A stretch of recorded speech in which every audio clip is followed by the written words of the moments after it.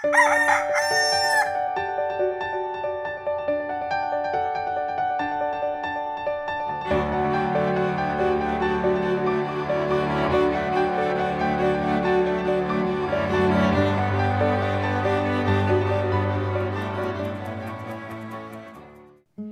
umaga po kapamilya, ako po si Father J-Boy at tayo na po at magkape at pandasal.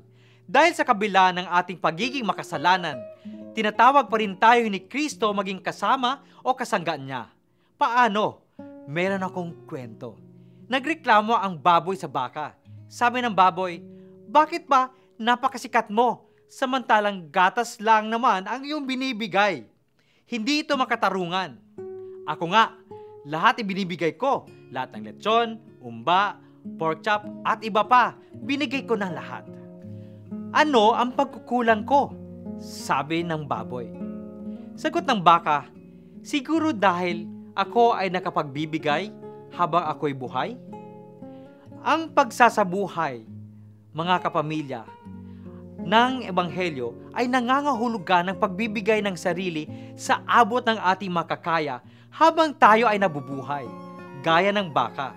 Ngunit para saan ang pagbibigay? Pakikibaka at pagpapagal?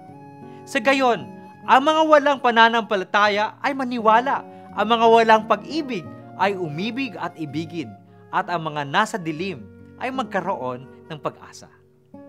Kaya natin sinasabi, magsisisi at manampalataya sa mabuting balita. Tugma ito sa kahulugan kung sino tayo. Lahat tayo ay makasalanan.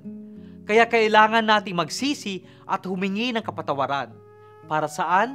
Dahil lahat tayo ay tinatawag na maging kasama o kasangga ni Kristo. Ito ang pagdadasal natin sa panahon ng Kwaresma. Magandang umaga po.